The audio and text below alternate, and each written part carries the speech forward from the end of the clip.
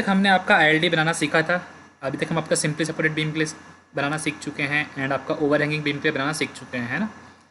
तो वो जो हमने आपका एलडीज बनाए थे वो आपके एक नॉर्मल तरीके से बनाए थे, है ना। एक लोड आपका पॉइंट लोड आपका बीम के ऊपर मूव कराया था एंड देन आपका उससे वैल्यूज़ निकाल के अपना आईएलडी ड्रॉ किया था, ठीक है। इसके बाद आपका एक प्रिंसिपल आता है जिसको हम कहते हैं म्यूलर ब्रिस्लेव प्रिंसिपल, ठीक है। इन्होंने आपका एक प्रिंसिपल दिया था जिस प्रिंसिपल की हेल्प से आप आईएलडी को और भी ईजिली बना सकते हो, है ना। आपको वो डेरिवेशन करने की ज़रूरत भी नहीं पड़ेगी। इस प्रिंसिपल की हेल्प से आप अपने आईएलडीज़ को बहुत जल्दी बना सकते हो, ठीक है। तो ये बट इसकी अंडरस्टैंडिंग इसलिए इम्पॉर्टेंट है क्योंकि आपको अगर ये आता है तो आपको आईएलडी याद करने की ज़रूरत नहीं पड़ेगी, है ना। अगर आपको कभी आप क्वेश्चन करते वक्त आईएलडी को भूल जाते हो कि किस तरीके आईएलडी बनता है इसका, तो आप इस प्रिंसिपल को ध्यान में रख के आप आईएलडी इजीली बना सकते हो, मतलब इजीली रिकॉल कर पाओगे कि आपका आईएलडी किस तरीके का बनता है ना। तो कभी कभार क्वेश्चंस में अगर आपको आईएलडी भूल गए आप, तो वहाँ पे आपको ये हेल्प करेगा, ठीक है। तो ये प्रिंसिपल कहता क्या है सबसे पहले से समझते हैं। तो यहाँ पे इसकी डेफिनेशन लिखी है, ठीक है। तो इस डेफिनेशन को मैं पढ़ नहीं रहा हूँ, आप लोग पढ़ लेना। ये कहता क्या है डायरेक्ट उसमें बात करते हैं, ठीक है। वही आपका डेफिनेशन में भी लिखा है। ये प्रिंसिपल ये कहता है कि अगर आपको किसी भी चीज़ का आईएलडी बनाना है, मतलब किसी भी एक इंटरनल फोर्स का आईएलडी बनाना है, जैसे मान लो आपको रिएक्शन का आईएलडी बनाना है ना, रिएक्शन एट ए या फिर रिएक्शन एट बीम बनाना है, या फिर अगर आपको शेयर फोर्स का बनाना है, या फिर अगर आपको बेंडिंग मोमेंट का बनाना है, तो आपको किसी भी चीज़ का आईएलडी बनाना है तो आपको क्या करना चाहिए। आपको जिस चीज़ का बनाना है, जैसे मान लो आपको रिएक्शन का बनाना है, रिएक्शन एट ए पे बनाना है, तो आपको वहाँ पर जो सपोर्ट होगा, जो भी रिस्ट्रेंट होगा, रिस्ट्रेंट मतलब आपका जो उसके कारण जिसके कारण आपका रिएक्शन आ रहा है, रिएक्शन आपका किसके कारण आता है, रिस्ट्रेंट के कारण आता है ना। जैसे आपका ए पे आपका एक सपोर्ट है, तो सपोर्ट है इसलिए वहाँ पे आपकी रिएक्शन डेवलप हो रही है। अगर सपोर्ट नहीं होगा तो रिएक्शन डेवलप नहीं होगी, है ना। तो सपोर्ट आपका एक रिस्ट्रेंट है ना। तो अगर आपको ए पे रिएक्शन का आईएलडी बनाना है तो आपको वो सपोर्ट को हटा देना है। आपको ऐसा ज्यूम करना है कि आपका ए पे कोई भी सपोर्ट नहीं है, जो भी आपका रिस्ट्रेंट था आपने उसको हटा दिया। और पहला स्टेप आपका ये है, पहला स्टेप आपको क्या करना है कि आपको वहाँ से रिस्ट्रेंट को रिमूव कर देना है। देन सेकंड स्टेप आपका ये होगा कि ए पॉइंट को आपको डिस्प्लेसमेंट देना है 1 यूनिट का। आपको ए को मूव कर देना है 1 यूनिट का। तो उसको मूव करने के बाद आपकी जो बीम की शेप आपको मिलेगी वही आपका आईएलडी का शेप होगा, ठीक है। अगर आपके समझ में नहीं आया तो इसको एक बार हम यहाँ पे करके देख लेते हैं। ये आपका कह रहा है कि अगर आपकी कोई एक बीम है, वैसे तो आपका यहाँ नीचे ड्रॉ हो रखे हैं वो चीज़ें, बट समझ लेते हैं, ठीक है। जैसे आपका यहाँ पर एक सपोर्ट यहाँ पर है, एक सपोर्ट यहाँ पर है, ठीक है। तो आपका जो लेफ्ट हैंड वाला सपोर्ट है वो आपका ए नाम का है एंड जो राइट हैंड वाला है वो बी नाम का है, ठीक है। तो अगर आपको आर ए का वो बनाना है, राइट, अगर मैं बोलूँ आपका आर ए के लिए आपको आईएलडी बनाना है, तो फर्स्ट स्टेप क्या करना पड़ेगा आप लोगों को। आपको जो आर ए पे जो आपका सपोर्ट है आपको इसको रिमूव करना है, ठीक है। तो मैंने आपका सपोर्ट को रिमूव कर दिया। फिर आपको इस ए पॉइंट को, इस ए पॉइंट को जो आपका ये ए पॉइंट है, इस ए पॉइंट को आपको डिस्प्लेस करना है अपवर्ड डायरेक्शन में 1 यूनिट। आपको इस ए को उठा के ऊपर की तरफ 1 यूनिट डिस्प्लेस कर देना है, ठीक है। तो आप इसको एज्यूम कर लो कि आपकी जो एक बीम है, ठीक है, इस बीम को आप ए पॉइंट से उठा रहे हो 1 यूनिट। तो जो आपकी बीम की शेप होगी वो कुछ इस तरीके से हो जाएगी, जो नई बीम आपकी बनेगी,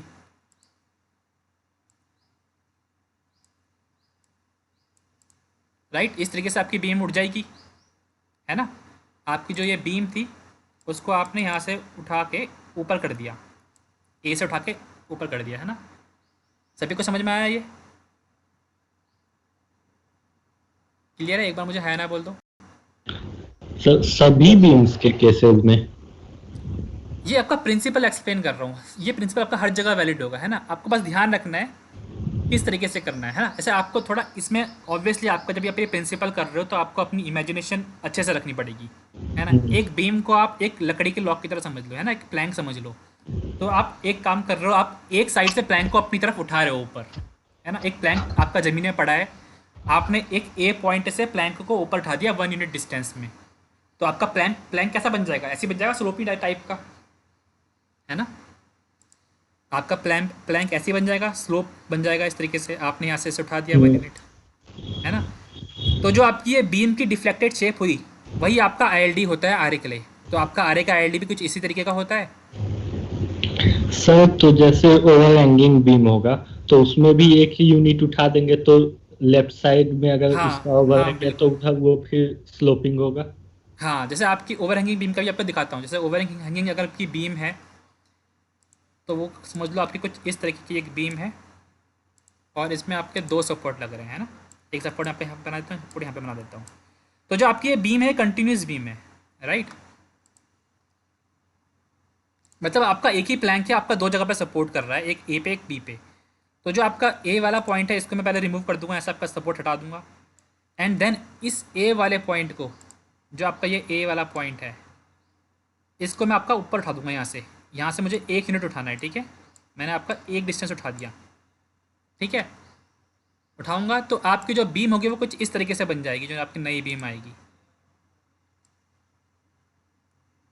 इस तरीके से बन जाएगी आपकी बीम, है ना। ऐसे ही बनेगी। अगर मैं आपका इस पॉइंट से, ए पॉइंट से बीम को ऊपर उठा दूँ तो यहाँ से आपकी बीम नीचे चले जाएगी राइट हैंड साइड से, और यहाँ से आपकी ऊपर आ जाएगी लेफ्ट हैंड साइड से, है ना। ऐसा ही होगा। Yes sir. हाँ तो इसी तरीके से आप इस प्रिंसिपल को हेल्प से आप हर एक आईएलडी को बना सकते हो। आपको क्या करना है, जिसके लिए आपको आईएलडी बनाना है, सबसे पहले वहाँ का रिस्ट्रेंट को रिमूव करना है। मतलब वहाँ पे जो भी रिस्ट्रेंट के कारण आपका रिएक्शन आ रहा है उसको रिमूव करो। देन उस जगह से उसको एक यूनिट का डिस्प्लेसमेंट दे दो इन केस ऑफ रिएक्शन, ठीक है। रिएक्शन में आपको ऐसा करना है। आर बी के भी बना सकते हो, है ना। जैसे आपके यहाँ पे डायग्राम्स दिख रहे हैं जो आपके, ये आपका यहाँ पे आर ए के लिए बनाया है ना। फिर आपका आर सी के लिए बनाया है ना, यहाँ पे आर बी जो या फिर सी जो भी मान लो आप, जो आपका राइट हैंड सपोर्ट है, वहाँ से हमने इसको एक यूनिट का डिस्प्लेसमेंट दे दिया ऊपर, है ना। तो जो आपका बीम का शेप होगा, बीम के शेप को हम इलास्टिक कर्व भी कहते हैं, ठीक है। आपको डेफिनेशन में इलास्टिक कर्व दिखेगा यहाँ पे लिखा हुआ। इलास्टिक कर्व किसे बोलते हैं, हम आपके बीम के डिफ्लेक्टेड शेप को कहते हैं, ठीक है। तो जो बीम का आपका डिफ्लेक्टेड शेप आपको दिख रहा है वही आपका आईएलडी होता है एट दैट पॉइंट, ठीक है। जो भी आपके इस पॉइंट पे रिएक्शन मिल रहा है उसके लिए आपका वही आईएलडी होगा। क्लियर हो गया सभी को? Yes sir. रिएक्शन समझ में आ गया। फिर अगर आपसे मैं बोलूँ आपको शेयर फोर्स का आईएलडी बनाना है किसी एक पॉइंट पे, बी पॉइंट पे मान लो, ठीक है। जैसे आपके यहाँ पे बी पॉइंट दे रखा है ना। तो देखो बी पॉइंट में आपका शेयर फोर्स आता है आपके इंटरनल रिस्ट्रेंट के कारण, है ना। आपका इंटरनल फोर्सेज डेवलप होती है, तो बॉडी की इंटरनल फोर्सेस को आपको रिमूव करना पड़ेगा, है ना। अगर आपका बी पॉइंट में आपका शेयर फोर्स आ रहा है, वो इसलिए आ रहा है क्योंकि आपका बी पॉइंट में यहाँ पर क्या है, एकदम रिजिडिटी है ना। तो आपको पहले तो बी पॉइंट में आपको कुछ ऐसी चीज़ लगानी पड़ेगी कि आपका वो शेयर फोर्स कैरी करना यहाँ पे बंद कर दे, आपका बी पॉइंट पे शेयर फोर्स कैरी करना बंद कर दे। तो उसके लिए मैं क्या करूँगा, आपका बी पॉइंट में एक आपका वर्टिकल स्लाइडर लगा दूंगा, वर्टिकल रोलर जो हमने पढ़ा था ना आपका एक, याद है आपका पढ़ा था जब हमने काइनेमेटिक इंटरडिसिप्लिनरी देखी थी, है ना। तो इस तरीके का आपका मैं यहाँ पर एक, मैंने इस तरीके का आपका वहाँ पे वो लगा दिया, है ना, रोलर्स लगा दिए, राइट। Yes sir. हाँ तो आपका शेयर फोर्स किस तरीके से आता है, शेयर फोर्स आपका ऐसा होता है, एक तरफ आपका डाउनवर्ड आ रहा होगा, एक तरफ आपका अपवर्ड आ रहा होगा, इसी तरीके के फोर्सेस होते हैं आपके शेयर फोर्सेस, है ना। तो अगर आपका यहाँ पर रोलर लगा होगा और आपके ऐसे फोर्सेज आ रहे हैं यहाँ पर शेयर फोर्स, तो आपकी जो बीम होगी वो कुछ इस तरीके से डिस्प्लेस कर जाएगी, जैसा आपको यहाँ पे इस डायग्राम में दिख रहा है ना। आपका जो लेफ्ट वाला पोर्शन है वो आपका डाउनवर्ड चल जाएगा इस तरीके से, और जो आपका राइट वाला पोर्शन है वो आपका अपवर्ड चल जाएगा, है ना। रोलर लगे हुए हैं क्योंकि वहाँ पर। क्लियर हो गया? Yes sir. हाँ तो इस तरीके से आप डिफ्लेक्टेड शेप की हेल्प से आप आईएलडी बना सकते हो। अगर हम बात सर करें बेंडिंग मोमेंट की, इसका हाँ मैग्नीट्यूड तो याद रखना पड़ेगा तो फिर। हाँ मैग्नीट्यूड आपका अगर हम बात करें तो डिस्प्लेसमेंट टोटल आपका 1 होता है। अगर आपका ये बात करें टोटल 1 होता है ना, टोटल 1 का डिस्प्लेसमेंट दिया। हाँ मैग्नीट्यूड आपको याद रखना पड़ेगा, वो सही बात है ना। रिएक्शन वाला तो इसमें फॉलो नहीं हाँ है। मैग्नीट्यूड आपको याद रखना पड़ेगा, और डिफ्लेक्टेड शेप आप इसकी हेल्प से निकाल सकते हो इजीली, यस। ठीक है। अगर हम बात करें हमें बेंडिंग मोमेंट निकालना है बी पे, तो बेंडिंग मोमेंट निकालने के लिए हमें क्या करना पड़ेगा, आपका बी पे आपको हमें एक इंटरनल हिंज देना पड़ेगा, है ना। आपका बेंडिंग मोमेंट कैसे आप रिलीज़ करते हो, एक इंटरनल हिंज दे के रिलीज़ करते हो ना, ये तो आपको पता ही होगा। यस। तो आप बी में एक इंटरनल हिंज दे दोगे तो आपका वहाँ पे बेंडिंग मोमेंट ज़ीरो हो जाएगा। तो अगर आपका यहाँ पे बेंडिंग मोमेंट ज़ीरो हो गया तो आप उस जगह से अगर आपका यहाँ पे देखो बेंडिंग मोमेंट 0 हो गया तो आपका शेप कुछ इस तरीके से आ जाएगा, है ना। अगर आप यहाँ पे रोटेशन देते हो इस तरीके का तो आपका बीम कुछ इस तरीके से डिफ्लेक्ट कर जाएगी, है ना। आपने जो यहाँ पे रोटेशन दिया है वो रोटेशन की टोटल वैल्यू 1 होगी आपकी, मतलब theta A plus theta B equal to 1 होगा, क्योंकि हम आपका यूनिट डिस्प्लेसमेंट दे रहे हैं ना। तो यहाँ पे आपका थीटा ए थीटा प्लस थीटा बी आपका 1 होगा। तो अगर आप यहाँ पे ऐसे मूवमेंट दे रहे हो इसको तो आपका बीम कुछ इस तरीके से डिफ्लेक्ट कर जाएगा ऊपर की तरफ। क्लियर है सभी को? Yes sir. तो procedure for applying Muller Breslau principle आप इसको पढ़ लेना। ये आपके वही पॉइंट्स लिखे हैं जो मैंने आपको यहाँ पे एक्सप्लेन किया अभी, ठीक है। पहले आप सपोर्ट को हटाओगे, देन आप उसमें यूनिट डिस्प्लेसमेंट दोगे, तो जो आपकी शेप मिलेगी वही आपकी आईएलडी होगी। वही चीज़ें यहाँ पे लिखी है, ठीक है। इसको पढ़ लेना, आप साथ साथ में स्क्रीनशॉट भी लेते रहना, ठीक है। देन इसका जो इम्पोर्टेंट होता है वो ये होता है अगर आपको आईएलडी बनाना हो for a beam with an internal hinge, मतलब अगर आपका कुछ इस तरीके का बीम आया जहाँ पे आपके 2 से ज़्यादा सपोर्ट हैं, जैसे यहाँ पे 3 सपोर्ट हैं, है ना, और एक आपका इंटरनल हिंज भी है आपका यहाँ पर डी पे ना, जैसे आपका ये एक किस्म से कंटिन्यूस बीम टाइप की है ना, क्योंकि एक इसमें 2 से ज़्यादा सपोर्ट्स हैं, बट स्टिल आपकी ये स्टैटिकली डिटर्मिनेट बीम है। क्लियर है? स्टैटिकली डिटर्मिनेट बीम है क्योंकि आपके इसमें 4 रिएक्शंस हैं एंड आपके पास 4 इक्वेशंस अवेलेबल है। चौथी इक्वेशन कौन सी है आपकी? आपकी जो इंटरनल हिंज है यहाँ पर आपका मोमेंट 0 होगा, राइट। तो आप इसकी डिग्री ऑफ इंडिटरमिनेट से निकाल सकते हो, वो आपकी 0 ही आएगी, आपकी स्टैटिकली डिटर्मिनेट बीम है। बट इस बीम के लिए आपका आईएलडी क्या बनेंगे ये आप निकाल सकते हो क्या? मतलब अगर आपको म्यूलर ब्रिस्ले प्रिंसिपल ना पता हो तो आप निकाल सकते हो। आपको इसके लिए भी डेरिवेशन करना पड़ेगा ना, अलग से करना पड़ेगा कि नहीं करना यस पड़ेगा, सर। है ना। तो यही आपका म्यूलर ब्रिस्ले प्रिंसिपल आपका हेल्प करता है कि आपको हर एक बीम के लिए अलग अलग डेरिवेशन करने की जरूरत नहीं है। बस आप सिंपली सपोर्टेड बीम का एक बार समझ लो डेरिवेशन अच्छे से, तो आपको ना ही ओवर हैंगिंग बीम का डेरिवेशन करने की ज़रूरत है, ना ही आपको इस बीम का करने की जरूरत है, ना ही आपको कैंटिलीवर बीम की करने की ज़रूरत है। आपको केवल उनकी ऑर्डिनेट्स याद रखने सिंपल सपोर्टेड बीम के, और उन्हीं ऑर्डिनेट की हेल्प से आप इनके ऑर्डिनेट्स भी निकाल सकते हो और आईएलडी बना सकते हो आप अपने म्यूलर ब्रिस्ले प्रिंसिपल की हेल्प से, ठीक है। तो देखते हैं इनका आईएलडी कैसे कैसे बनता है, ठीक है। तो सबसे पहले आपका हम आईएलडी बनाते हैं आरए के लिए, है ना। आपकी 3 रिएक्शंस मिलेगी आपको, एक आपको आरए पे मिलेगी, एक आपको बी पे मिलेगी, एक आपको सी पे मिलेगी, है ना। तो सबसे पहले आपका आरए के लिए बना लेते हैं आईएलडी। तो आपको क्या करना है उस आईएलडी बनाने के लिए? सेम यहाँ पे हम क्या करेंगे, आपका म्यूलर ब्रिस्ले प्रिंसिपल यूज़ करेंगे, आपका ए सपोर्ट हटा देंगे एंड आपके जो बीम को ए पॉइंट से उठा के 1 यूनिट का डिस्प्लेसमेंट दे देंगे।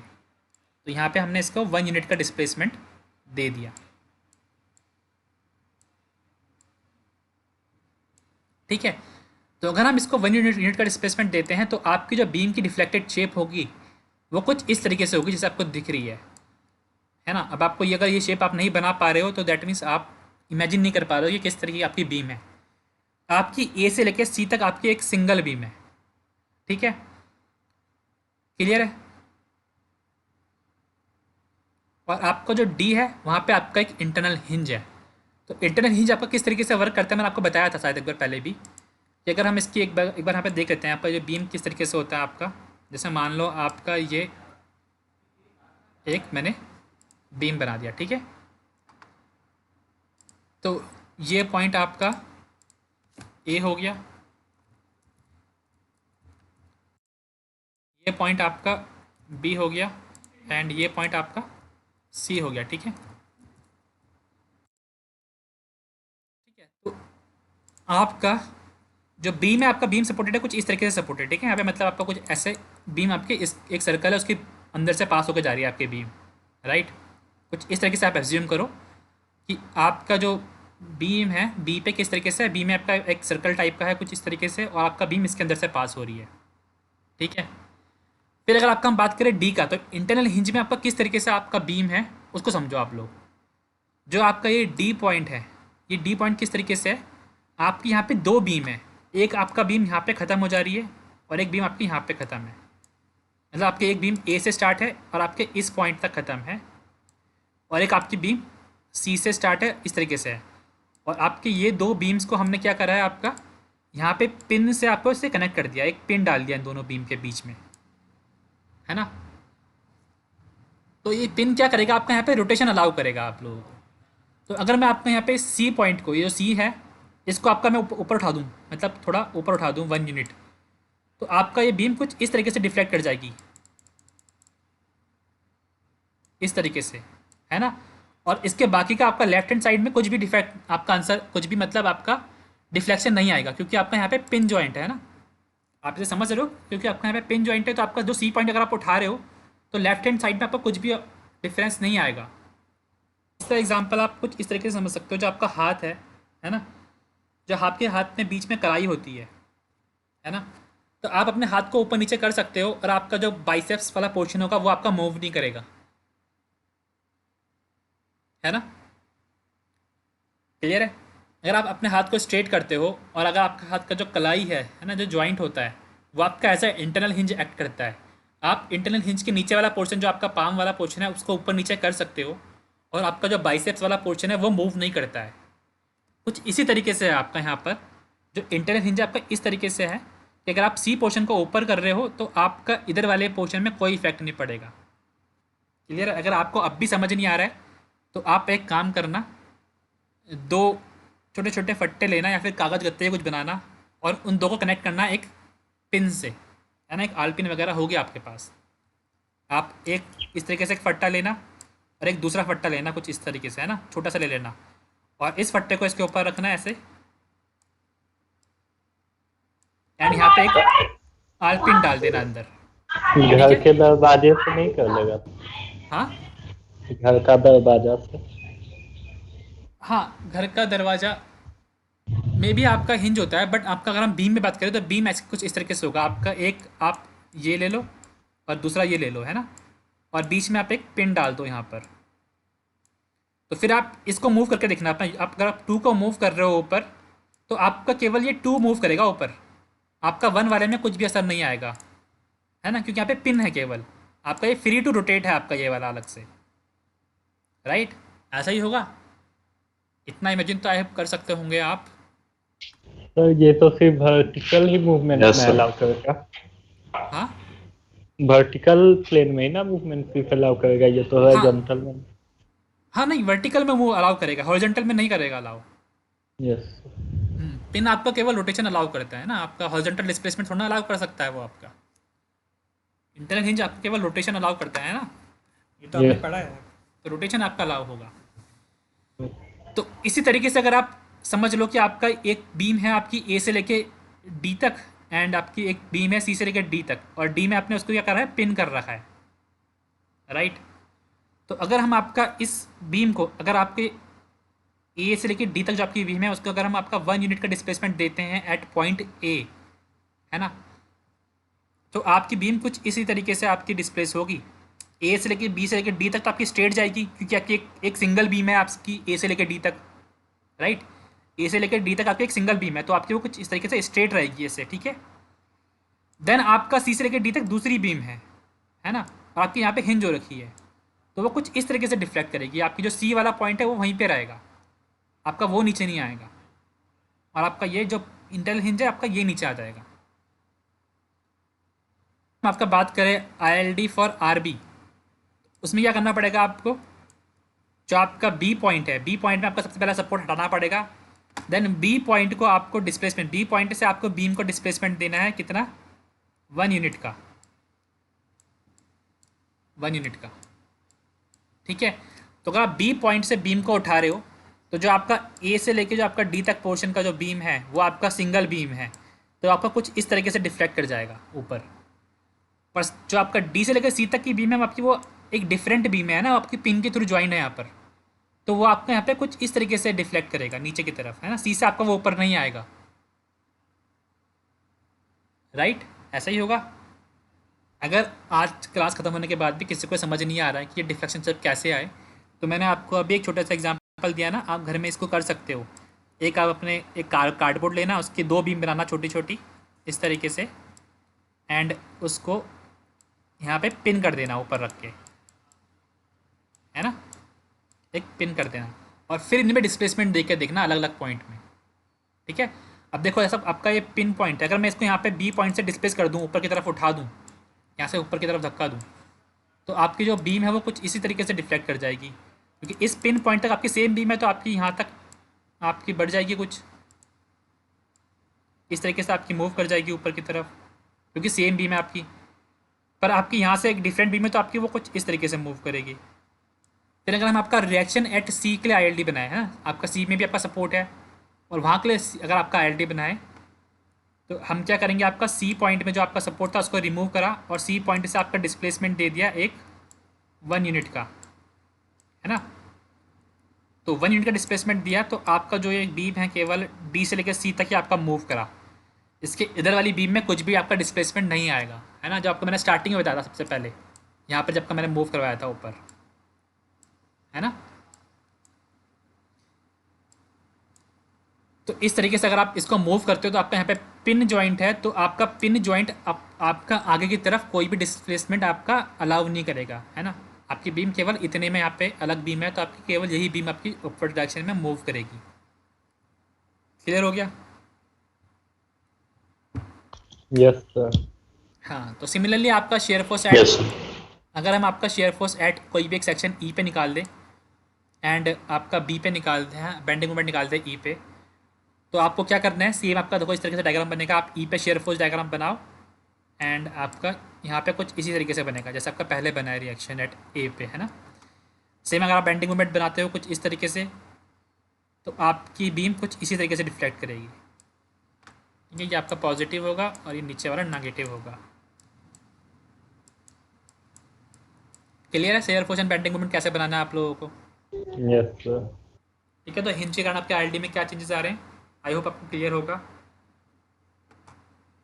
Yes sir. ठीक है, देन आपका हम नेक्स्ट देख लेते हैं आपका कैंटिलीवर बीम के लिए। कैंटिलीवर बीम का आईएलडी समझ लेते हैं। ठीक है, कैंटिलीवर का आईएलडी और भी सिंपल होता है, राइट। कैंटिलीवर का अगर आप डेरिवेशन करते हो, तो आपका वो सिंपल सेपरेट बीम से भी ज़्यादा सिंपल होता है। ठीक है, जैसे हमने सिंपल सेपरेट बीम का डेरिवेशन किया था, ILD for R A, ILD for, है ना, वैसे आप इसके लिए भी कर सकते हो। तो इन कैंटिलीवर बीम आपको कौन कौन सी रिएक्शन मिलती है, केवल आपको ए सपोर्ट पे रिएक्शन मिलेगी, है ना, आर ए, एंड आपको ए सपोर्ट पे आपको एक मोमेंट भी मिलेगा, है ना, क्योंकि आपका फिक्स सपोर्ट है ना, तो यहाँ पे आपको एक एम ए भी मिलेगा। तो आपको यहाँ पे 2 रिएक्शंस मिलती है जनरली। ठीक है, तो अगर आप आर ए का आई बोलो, तो अगर मैं आर ए का आई बनाऊँ, तो मैं क्या कर सकता हूँ, आपका जो ए पॉइंट है आपका यहाँ पे आपका फिक्स सपोर्ट को हटाऊँगा, और इस ए पॉइंट को आपका 1 यूनिट का डिस्प्लेसमेंट दे दूंगा अपवर्ड डायरेक्शन में। तो मैंने आपके ए पॉइंट को 1 यूनिट का डिस्प्लेसमेंट दिया अपवर्ड डायरेक्शन में, राइट। और आपका जो बी पॉइंट है वहाँ पे आपका कोई भी सपोर्ट नहीं है, तो आपकी जो बीम होगी वो आपकी एकदम मूव कर जाएगी ऊपर, यहाँ से भी बी से भी 1 यूनिट का डिस्प्लेसमेंट ऊपर कर जाएगी मूव। ठीक है, क्लियर है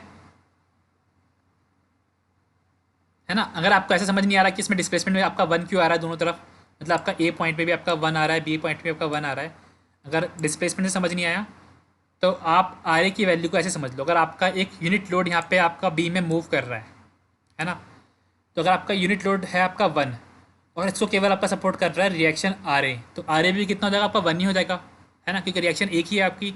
तो आर ए इक्वल टू 1, कौन सी इक्वेशन है आपके, summation F Y equal to 0, तो आर ए इक्वल टू 1। तो अगर आपका ये यूनिट लोड आपका कहीं पे भी हो आपका पूरे बीम में, चाहे आपका यहाँ पर इस पॉइंट में हो, चाहे आपका सी पॉइंट पे हो, चाहे आपका बी पॉइंट पे हो, आपकी जो रिएक्शन है वो आपकी 1 ही रहने वाली है। Yes sir. देन हम बात करते हैं बेंडिंग मोमेंट की। तो बेंडिंग मोमेंट आपका डिपेंड करेगा इस यूनिट लोड की डिस्टेंस फ्रॉम ए पॉइंट, है ना, जो आपका एम है वो आपका डिपेंड करेगा यूनिट लोड की डिस्टेंस फ्रॉम ए पॉइंट। अगर आपका ये ए से अगर आपका डिस्टेंस कम में है, तो आपका क्या होगा, 1 इंटू दिस डिस्टेंस, है ना, 1 इंटू दिस डिस्टेंस, जो भी आपकी डिस्टेंस है। फिर जैसे जैसे आपका यूनिट लोड आगे मूव करता रहेगा, आपकी डिस्टेंस बढ़ती जाएगी, और आपके एम ए की वैल्यू भी बढ़ती जाएगी। इसलिए आपका जो एम ए का आई है वो कुछ इस तरीके का बनेगा, ट्रायंगल बनेगा आपका कुछ इस तरीके से, राइट। और अगर मैं पूछूं कि आपका अगर यूनिट लोड बी पे है, अगर आपका यूनिट लोड बी पे है, यूनिट लोड है आपका 1 वैल्यू है इसकी, तो फॉर दैट केस आपका एम ए की वैल्यू कितनी आनी चाहिए, एल हाँ, किलो 1 इंटू एल होगी ना आपकी एम ए की value, 1 into L, force into distance. तो इसलिए मैंने यहाँ पे आपका क्या बनाया, ऑर्डिनेट एल बनाया है। क्लियर हो गया? यस। ठीक है। सिमिलरली अगर यस आप सर। किसी सेक्शन पे निकालते हो, अगर आपका एक सेक्शन दे दिया मैंने, आपका सी सेक्शन दे दिया, यहाँ पे अगर आपसे पूछ लूँ शेयर फोर्स निकालो सेक्शन सी पे, या फिर बेंडिंग मोमेंट निकालो सी पे, तो उसके लिए आईएलटी बनाना पड़ेगा आपको। तो देखो उसका आईएलटी कुछ इस तरीके से बनेगा, जैसे आपका रिएक्शन का बना है ना, उसी को आप शिफ्ट कर दो सी पे, राइट। तो अगर हम इसका डेरिवेशन देखते हैं तो काफ़ी सिंपल सा है। देखो अगर आप सी सेक्शन पे अगर आप बेंडिंग मोमेंट, तो सबसे पहले शेयर फोर्स निकालते हैं, ठीक है।